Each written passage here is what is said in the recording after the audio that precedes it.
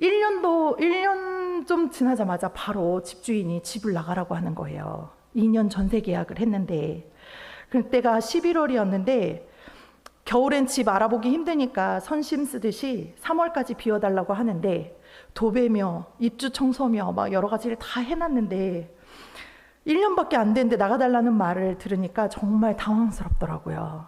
그래서 12월은 기도하는 달로 삼고 1월은 본격적으로 집을 알아보기로 했습니다. 그런데 갑자기 엄청 추워지는 거예요, 그 해. 평일에 퇴근 후 주말에도 부동산에 연락해서 미리 막 다 예약을 해놓고 일주일에 3, 4일 정도는 계속 집을 보러 다녔어요. 근데 너무 힘든 거예요. 교회와 직장과 막 그런 거리들, 그다음 집의 평수, 가격, 뭐 주변 환경까지 모든 조건을 다 갖춘 집을 찾는 건 매우 어려웠습니다. 결국 저희는 하나씩 포기하기 시작했습니다. 대출을 늘릴 수 없었기 때문에 집의 평수를 줄였습니다. 신축은 아예 보지도 않았고요. 그런데 어느 날 모 부동산에서 어플을 보는데 한 동네 오래된 집이 있는 거예요. 그래서 일단 가보기로 하고 그 동네 부동산 3곳을 막 이렇게 돌아다녔습니다. 그리고 드디어 집을 계약하기로 했습니다.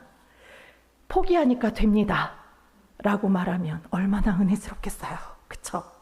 근데 문제가 생겼어요. 주인이 전세가 아니라 월세인 줄 알고 그래서 월세를 또 달라고 하는 거예요. 조금이라도. 낙심되고 좌절되는 그 마음을 감출 수가 없었어요. 진짜 다 포기하고 싶었고, 아무 데서나 살면 어때? 그냥 남편하고, 결국은 저는 남편하고 이제 다툴 수밖에 없게 되었습니다. 조건이 너무 많다고, 포기하라고. 옥탑방이든 지하든 난 다 괜찮다고. 그렇게 계약이 틀어진 그날 저녁에 저는 이제 제가 후원하는 컴패션의 예배에 참석을 하게 되었습니다. 그때 주제가 한 사람 포기하지 않는 사랑이라는 주제였습니다. 말씀 본문은 오늘처럼 똑같이 38절 39절 말씀이었는데 예배 내내 눈물이 나는 거예요. 하나님께서 제 마음에 이런 감동을 주셨습니다. 내가 포기하지 않는데 왜 너는 포기하니? 내가 포기하지 않았는데 왜 네가 포기하려고 하니? 이 말씀은 제게 다시금 힘이 되었습니다. 나를 포기하지 않으시는 하나님 사랑, 누구도 끊을 수 없는 하나님 사랑, 그 사랑이면 충분합니다.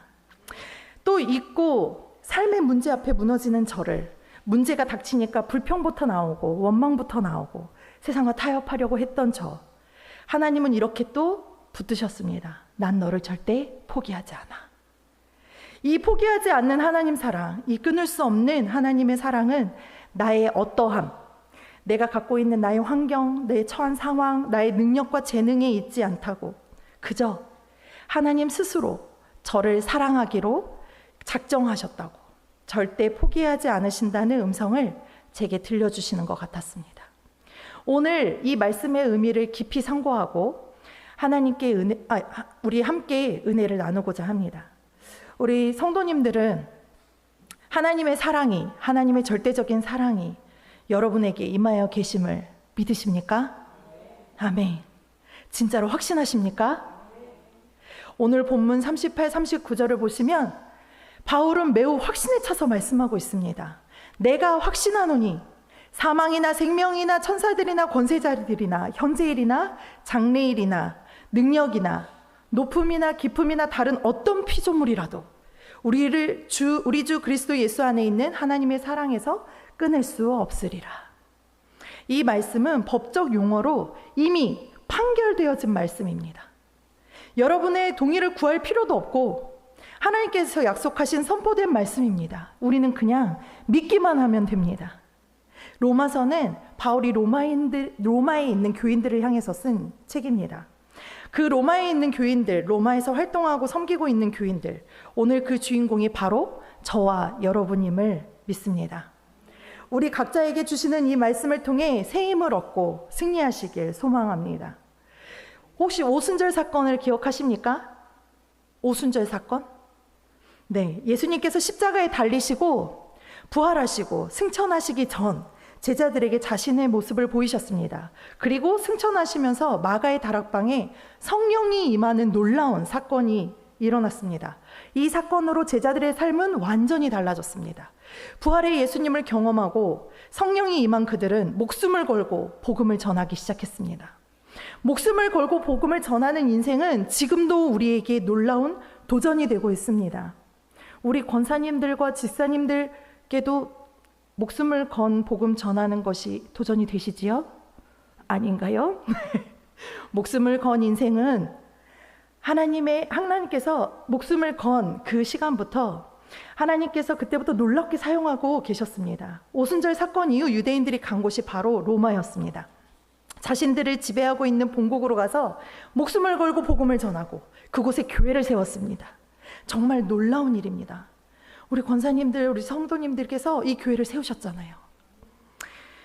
그리고 그곳에서 부흥을 일으켰습니다. 부흥을 하다가 어떤 논쟁들이 있었는데 여러 일들로 인해 이제 유대인들이 쫓겨나게 된 거예요. 그리고 추방당했던 그 사람들이 시간이 지나 다시 로마로 돌아왔는데 로마에 다시 돌아오니 처음에 유대인들이 세웠던 그 교회를 로마인들이 지키고 있었던 거예요. 정말 감사한 일이죠.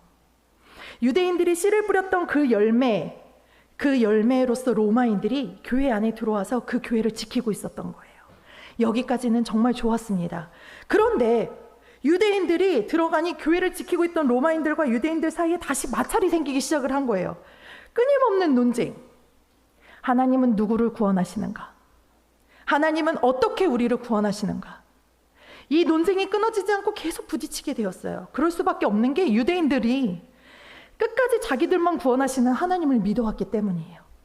예수 그리스도의 오순절 사건을 통해 성령을 입고 지금은 달라졌지만 그럼에도 불구하고 구원은 어떻게 받는가에 대한 논쟁은 그때도 계속되고 있었습니다. 바울은 로마에 이런 분란이 있다는 이야기를 듣고 교회의 안정을 위해 교리를 가르쳐야 되겠다고 생각했어요. 그래서 이 로마서를 기록하게 된 것입니다. 그렇기 때문에 이 로마서의 주제는요, 사람은 어떻게 구원을 얻는가입니다. 그리고 그 구원의 근거로 믿음을 이야기하고 있습니다. 로마서 주제, 사람은 어떻게 구원을 받는가? 이에 대한 대답은 오직 믿음으로 구원을 받는다입니다. 유대인, 헬라인, 로마인이든 상관없이 오직 믿음으로 구원을 받는다고 하나님께서 바울을 통해 결정하시고 말씀하신 것입니다. 지금도 마찬가지입니다. 구원은 믿음으로 얻는 것입니다. 오직 믿음으로 얻는 것입니다. 여러분은 예수님을 믿으십니까? 아멘. 우리가 예수님을 믿고 하나님의 자녀라고 살아가고 있는데 인생을 살다 보면요, 여기 저보다 어리신 분이 한 명 있는데 인생을 살다 보면 그쵸, 끊임없이 부딪히고 나의 믿음을 흔들어 놓는 일들이 생기잖아요. 그러면 우리는 또 고민하죠. 나는 구원받았다고 확신하고 고백했는데도 불구하고 또 고민해요. 나 정말 구원받았나? 자기 삶이 흔들리니까, 자기 믿음이 흔들리니까 자꾸 이런 고민을 하게 됩니다. 그럴 때 다시 로마서로 가시면 됩니다. 이 로마서는 그렇게 나름의 믿음을 가지고 인생을 살아간다고 했는데 살다 보니 흔들리는 인생에 던져주는 해답입니다. 로마서는 답을 이미 주셨습니다. 구원은 무엇을 얻는다고요? 믿음으로 얻습니다. 부자만, 권력자만, 잘나가고 성공하고 잘생기고 그런 사람들만 얻는 것이 아니고 예쁜 사람, 공부 잘하는 사람, 청년 회장, 집사님, 권사님, 장로님들만 얻는 것도 아니고 고학력자만 얻는 것도 아니고 믿음으로 얻습니다. 근데 세상 어디에서 이런 혜택을 받아보신 적 있으십니까? 1등부터 차례로 줄 세우는 것이 세상이잖아요. 그러다 보니 우리가 신앙생활을 잘못하면 이 믿음으로 구원 얻는다는 놀라운 은혜를 변질시켜서 자꾸 교회 안에서도 줄을 세웁니다. 공동체 안에서도 줄을 세웁니다. 누가 일을 잘하나? 누가 말을 잘 듣나? 누가 은사가 있는가? 누가 재능이 있는가? 누가 밖에서 돈을 많이 버는가? 누가 재력이 있는가? 누가 멋있는가? 누가 센스가 있는가? 누가 매너가 좋은가? 이런 것들로 자꾸 줄을 세우게 되지 않습니까? 그런데 적어도 하나님 앞에 구원의 문제는 그렇게 줄을 세워서 하나님께서 받으시는 것이 아니라 믿음으로 얻는 것입니다. 할렐루야. 그런데 이 안에 믿음으로 받는 것보다 더 중요한 핵심 메시지가 있어요. 구원은 절대로 취소되지 않는다는 것입니다. 아멘이십니까? 아멘을 안 하시지? 구원은 절대로 취소되지 않습니다. 아멘. 오늘 본문이 바로 이 구원의 특징을 말씀하고 있습니다. 내가 확신하노니 끊을 수 없으리라. 바로 이 구원의 문제입니다. 우리가 구원을 받은 영혼이라면 이 구원은 절대로 취소되지 않습니다. 취소될 수 없고요. 구원은 하나님과 내가 아버지와 자녀로서 관계가 딱 맺어져 있는 것입니다. 그런데 사단은 이것을 계속 괴롭히고 이것을 계속 흔들어 놓고 있어요. 아니야, 그렇지 않아. 네 모습을 좀 봐봐.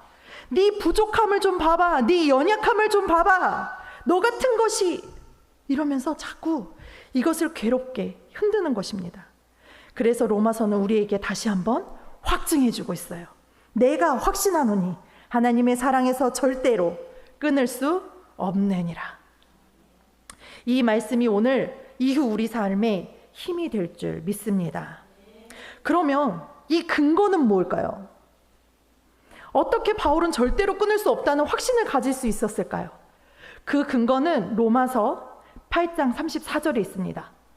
우리 방송실에서 한번 띄워줘 볼까요? 8장 34절. 다음. 네, 같이 한번 읽겠습니다.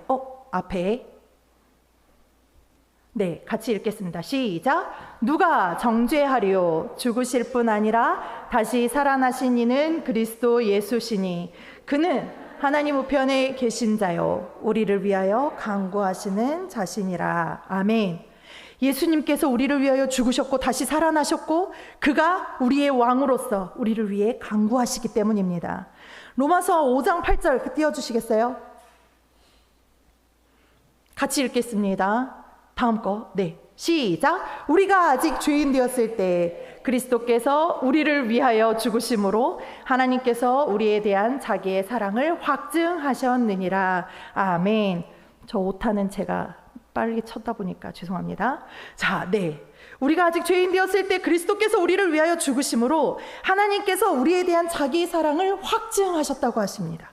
우리의 공로로, 우리의 헌신이나 행위로 인해서 그것 때문에 구원을 얻는 것이 아니라 예수님 때문에, 예수님의 죽음과 부활과 친히 우리의 왕이 되셔서 우리를 지켜주시는, 간구하시는 그분의 공로가 우리의 구원을 취소시키지 않는다는 것입니다.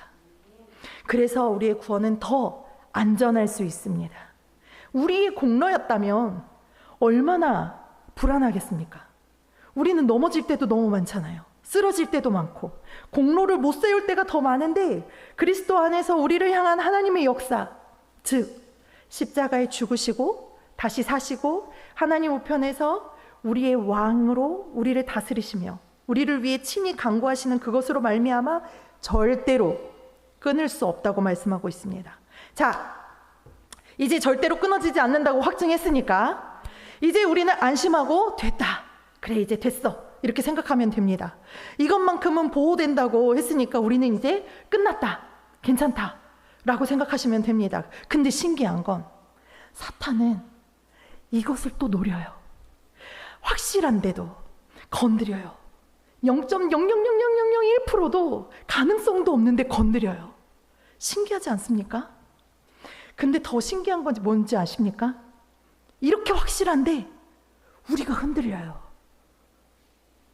너무나 확실한데 그것을 알고 있으면서도 자꾸 흔들려요. 사람은 확실해도 불안할 수 있습니다. 세상은 그렇게 믿지 못하기 때문입니다. 하나님께서 그렇게 확신을 주셨음에도 불구하고 우리는 못 믿어요. 그래서 사단은 그것을 노리는 것입니다. 구원을 노릴 수는 없습니다. 구원은 취소되지 않으니까. 그래서 그 구원의 근거가 되는 믿음을 노리는 것입니다. 믿음을 흔들어 버리면 우리가 구원을 의심하게 됩니다. 그러니 사탄은 끊임없이 여러분과 저에게 구원의 근거인 믿음을 자꾸 건드릴 것입니다. 오늘 말씀은 이것을 인정하고 있습니다. 그렇게 우리의 구원의 확신을 흔들어 놓는 사단의 흔들림이 있을 것이다. 그럼에도 불구하고 끊어지지 않는다고 결론을 맺고 있지만 그럼에도 불구하고 흔들릴 수 있다는 것도 가정하고 있는 것입니다. 우리를 흔드는 것, 우리의 믿음을 흔드는 것, 그것이 바로 이거래요. 사망이나 생명이나 천사들이나 권세자들이나 현재일이나 장래일이나 능력이나 높음이나 깊음이나 다른 어떤 피조물들, 사망이나 생명은요, 존재적 영역이에요. 존재하고 있는 것들. 천사들이나 권세자들은 영적인 것들. 현재일이나 장래일이나 그거는 지금이나 미래나 이런 시간적인 모든 환경들. 능력, 이것은 권력, 학식, 지식 등 이 땅의 능력을 이야기합니다. 높음이나 깊음이나 공간적, 환경적인 요인들, 이런 것들로 우리가 흔들릴 수 있다고 하는 것입니다. 이것을 인정해야 합니다. 우리는 흔들릴 수 있습니다. 우리는 부족하고 연약한 존재이기 때문에. 그러나 우리는 이겨낼 수 있습니다. 아멘. 앞서 말씀드린 우리가 생각하는 이상의 그 어떤 요인으로도 우리가 상상하는 그 이상의 가능한 모든 범위의 존재들, 그 어떤 것도 그리스도 안에서 우리를 향한 하나님의 사랑을 끊을 수 없다는 사실을 단호히 밝히고자 한 것입니다. 사망이나 생명이나 천사들이나 권세자들이나 현재일이나 장래일이나 능력이나 높음이나 깊음이나 다른 어떤 피조물이라도 우리를 우리 주 예수 안에 있는 하나님의 사랑에서 결코 절대로 끊을 수 없으리라. 아멘. 마지막으로 우리가 하나님의 사랑은 언제나 우리 하나님의 사랑은 언제나 우리를 향해 있습니다. 하나님은 우리를 끊임없이 끝까지 영원히 사랑하고 계십니다. 이 사랑에서 끊을 수 있는 것은 아무것도 없습니다.